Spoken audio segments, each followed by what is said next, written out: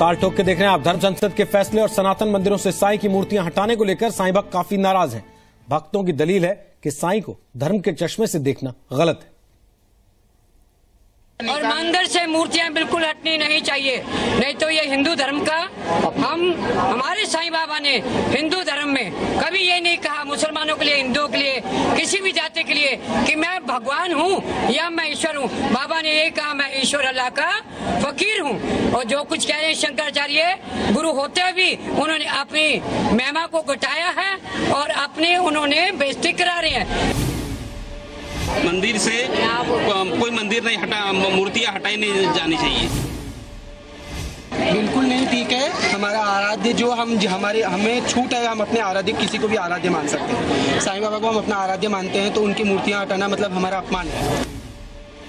श्री साईं बाबा हमारे गुरुओं के गुरु, सदगुरु हैं, देवताओं के देवता, बड़े देवता हैं वो हमारे, और ईश्वर के ईश्वर हैं। मैं उन लोगों से हाथ जोड़ के प्रार्थना करता हूं कि वो कृपा करके श्री साईं बाबा की प्रतिमा को हाथ मत लगाएं, नहीं तो अनर्थ हो जाएगा। और ऐसा अनर्थ होगा कि जो संत शंकराचार्य ने कहा है वो उन्हीं के ऊपर ही लागू हो जाएगा। ये तो सुना आपने साईं भक्तों की प्रतिक्रिया क्या है। हमारे साथ यहाँ खास मेहमानों का पूरा पैनल मौजूद है जिसमें प्रयागपीठ के शंकराचार्य ओंकारानंद सरस्वती भी हैं। ओंकारानंद जी, आपने सारी बातचीत सुन ली उसके पहले, क्या आपको नहीं लगता कि इस तरह का विवाद, इस तरह की चीजें, इस तरह की बातें, इस तरह की धमकियां, ये खुद हिंदू धर्म के लिए नुकसानदायक हैं जिसकी रक्षा के लिए आप बैठे हुए हैं?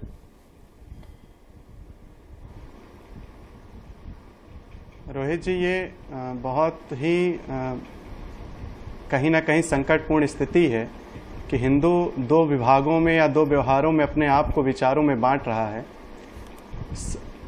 साईं बाबा के प्रति जो आस्था है लोगों की, अगर उस पर सीधे आघात किया जाएगा तो कहीं ना कहीं बंटवारा तो हो ही जाएगा।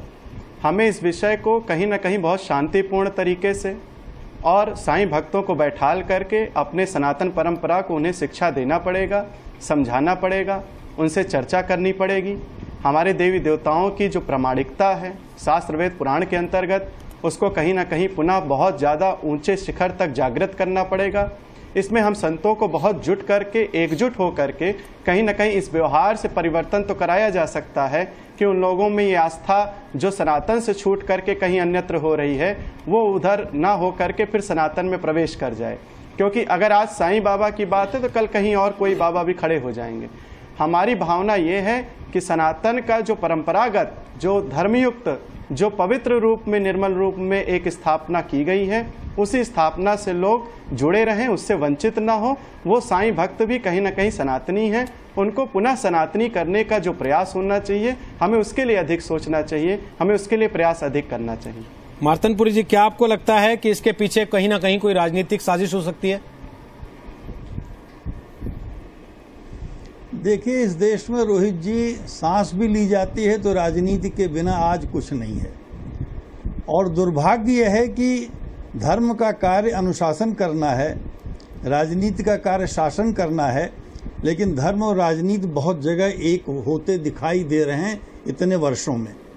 हम सब संत महापुरुषों को, पूरे समाज को यह चाहिए कि धर्म की ऐसी स्थिति बने जहां धर्म अनुशासन कर सके, धर्म सभी को गाइड कर सके, आदर्श प्रस्तुत कर सके, उस दिशा में चलना चाहिए। यह समय की आवश्यकता है। साईं भक्तों के प्रति, साईं बाबा के प्रति हमारी पूरी श्रद्धा आस्था है। लेकिन जो बात अभी महाराज श्री ने कही, सनातन परंपरा की प्रतिष्ठा का भी प्रश्न है। इसी प्रकार अगर कल और बढ़ते रहे, वो होते रहे, तो मूल सनातन कहीं न कहीं लुप्त होता जाएगा। तो लुप्त प्राय सनातन की प्रतिष्ठा के लिए हम लोगों को अवश्य प्रयास करना चाहिए और यह प्रयास साईं समर्थकों को भी साथ लेकर करना चाहिए। और मेरा आज भी दृढ़ विश्वास है कि साईं बाबा की पूजा वो अलग से करें, उसमें हम सब भी सहयोग कर सकते हैं। लेकिन घालमेल की जो स्थिति आई उसमें कहीं जो अलग हुआ है उसको अवश्य एक बार बैठ के तय कर लेना चाहिए। संजय जी, शांति से क्यों नहीं सुलझ जाता है मामला? देखिए रोहित जी, ये मामला तो कुछ था ही नहीं। मामला को तुल दिया गया एक राजनीतिक साजिश की तहत।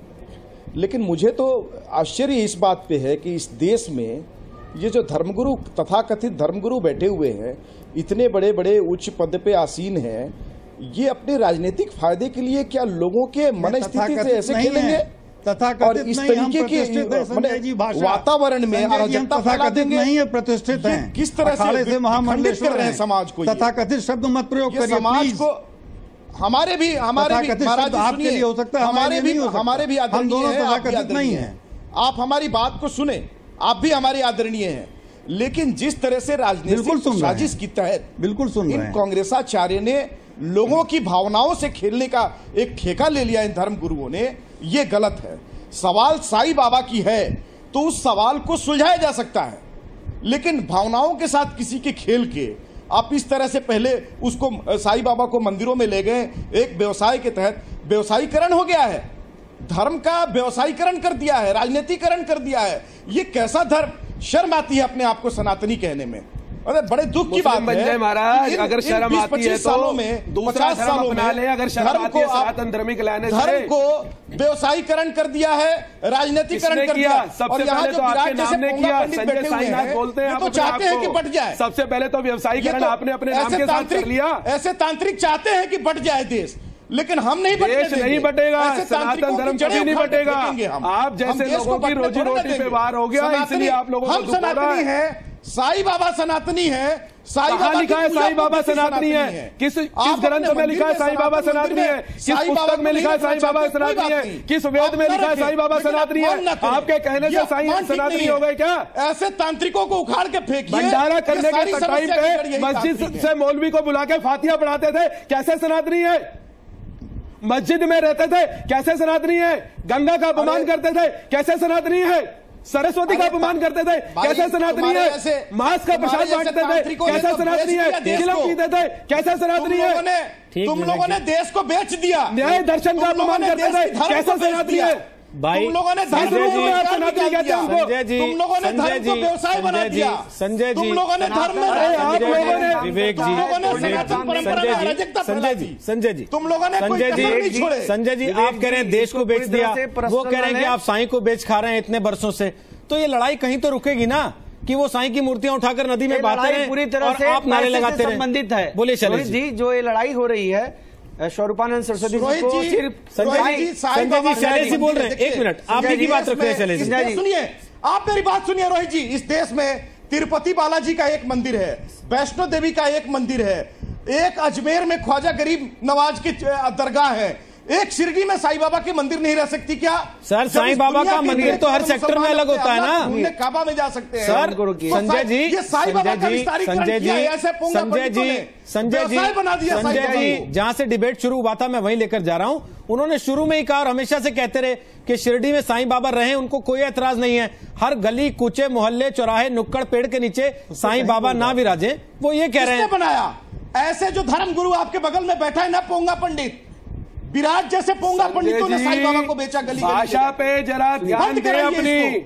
मैं तो व्यवसाय पोंगा पंडित है, धर्म के में आप तो साईं बाबा के नाम से रोटी खाते हैं, साईं बाबा के नाम से डिबेट में बैठे हैं। हम तो सनातनी हैं, अपने धर्म के लिए यहाँ बैठे हैं, टीका लगा के हिंदू नाम रख के सनातनी नहीं बने हैं, हम सनातनी हैं, परंपरागत सनातनी हैं। आप 1918 में जिनका शरीर शांत हो गया उनके नाम से रोटी खा रहे हैं। आप अपने पिता को भूल गए, आप अपने दादा को भूल गए, आप अपने बुजुर्गों को भूल गए, आप अपने भगवान को भूल गए। संजय साईनाथ जी, साईं के नाम से आप अपनी परंपरा चलाने लग गए। कहां गए आपके भगवान, कहां गए आपके भोले बाबा, कहां गए आपके शिव भगवान, कहां गए आपके राम भगवान? विवेक जी, निजी हमले नहीं, संजय जी निजी हमले नहीं, संजय जी निजी हमले नहीं, संजय जी निजी बातों से थोड़ा आगे ले जाइए। संजय जी निजी बातों से थोड़ा आगे ले जाएं। शैलेश जी आप ही की बात रख रहे हैं, बोलिए शैलेश जी। वो ब्लैक हो गया, देखिए उनका चेहरा दिखना बंद हो गया, बोलिए आप।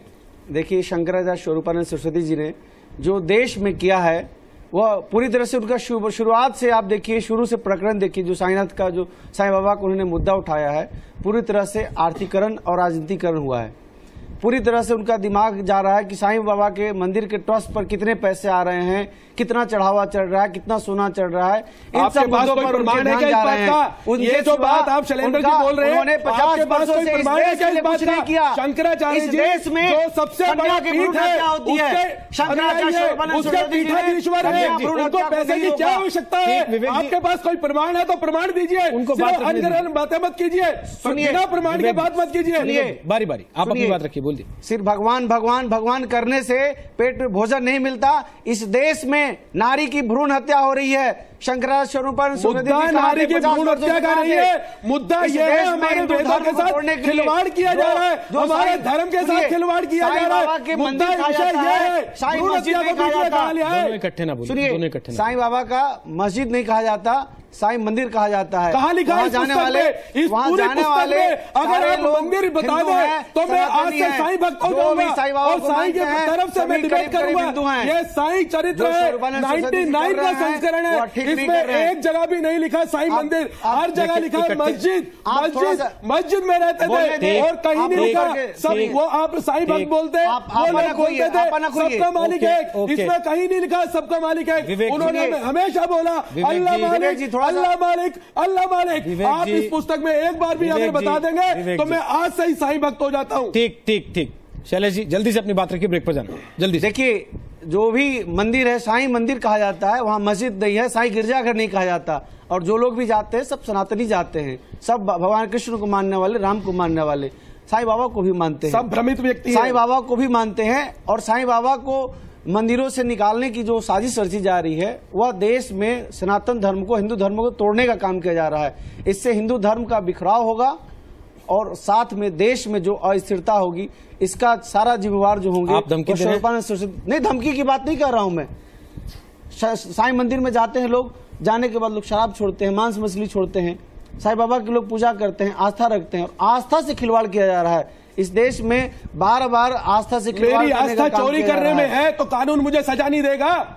मेरी आस्था डाका डालने में है, बात नहीं की जा रही है, कानून मुझे की बात नहीं की जा रही है। धर्म और अधर्म, धर्म और अधर्म, साईं बाबा हमारे सनातन धर्म में किसी पितरों की पूजा का विधान नहीं है। वेद मंत्रों के द्वारा पितरों के लिए, श्राद्ध पक्ष है, पितरों और देवताओं का पूजन एक साथ नहीं किया जा सकता। वेद मंत्रों के साथ पितरों का पूजन करने का कोई अधिकार नहीं है आपको। विवेक जी, शैलेश जी, विवाद के लिए नहीं, संवाद। मैं जाते जाते आप दोनों से आखिरी कमेंट चाहता हूं एक। शंकराचार्य जी, पहले आपसे, क्या हल है कि शांतिपूर्वक सब हो, इस तरीके का माहौल ना बने और ना ही ऐसी बातें हो कि देश में गृह युद्ध हो जाएगा या बंटवारा हो जाएगा या धर्म के दो टुकड़े हो रहे हैं? देखिए रोहित जी, साईं समर्थकों को और सनातन पद्धति की परंपरा को कहीं ना कहीं एकजुट होना पड़ेगा। कहीं ना कहीं साईं समर्थकों को ये समझना पड़ेगा कि कुछ बातें जो सनातन परंपरा की हैं, जिसे हम मंदिरों में सर्वमत से नहीं स्वीकार कर सकते हैं, बड़ी शालीनता से, विनम्रता से उनसे ये मेरा प्रेम अनुरोध है, समझ लीजिए। चाहे संजय साईनाथ जी देख रहे हैं, चाहे उनके साईं बाबा के सभी भक्त देख रहे हैं। श्रद्धा का विसर्जन नहीं हो सकता है, प्रेम का विसर्जन नहीं हो सकता है, कहीं ना किसी की श्रद्धा को या प्रेम को खंडित नहीं किया जा सकता है, लेकिन विस्थापित किया जा सकता है। अगर वो लोग एकजुट हो जाएं और जो भी सनातनी परंपरा के मंदिरों में स्थापित मूर्तियां हैं, उनको अगर कहीं और स्थापित कर दिया जाए तो कहीं ना कहीं धर्म भी बचा रहेगा, लोगों में प्रेम भी रहेगा और कोई परंपरा दूषित भी नहीं होगी। मान लीजिए सनातन परंपरा को भी दूषित किया जा रहा है। आज संजय साईनाथ जी जो कह रहे हैं वो भी ठीक है कि हमारी उनकी आस्था है, हम 100 वर्षों से उनकी पूजा करें, लेकिन अगर उस आस्था को सनातनी परंपरा को देखा जाएगा तो कहीं ना कहीं सनातनी परंपरा से अलग है, इसलिए उसको कहीं ना कहीं विस्थापित करके ही पूजा योग्य समझना चाहिए और स्वीकार भी करना चाहिए। मार्तंडपुरी जी, आखिरी कमेंट बहुत संक्षेप में, वापस आपके पास आऊंगा। चलिए बोलिए।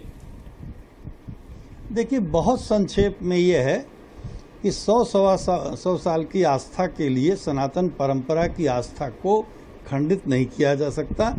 मैं महाराष्ट्र से सहमत हूं कि दोनों को मिल बैठ करके साईं बाबा का अलग स्थान बनता है, तो हमें भी समर्थन देना चाहिए और इस मामले को दोनों लोगों को मिलकर सनातन भी सुरक्षित रहे। तमाम बाबाओं की अलग पूजा होती है, तमाम अलग होती, उनकी भी होती रहे, हम लोगों को इसमें आपत्ति नहीं हो। शैलेश जी, क्या जायज, आप सहमत हैं इसके लिए?